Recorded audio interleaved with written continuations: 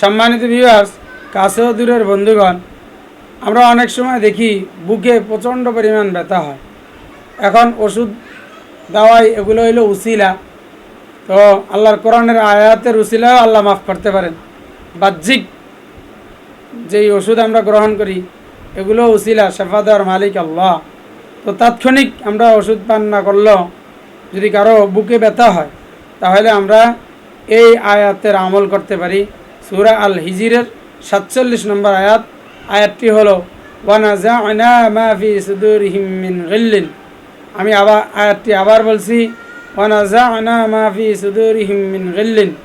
এই আয়াতটি মাটির নতুন পাত্রে জাফরান ও গোলাপ জল দ্বারা লিখে যদি পাক পানিতে ধুয়ে পান করে তাহলে বুক ব্যথা আরোগ্য লাভ হবে ইনশাআল্লাহ।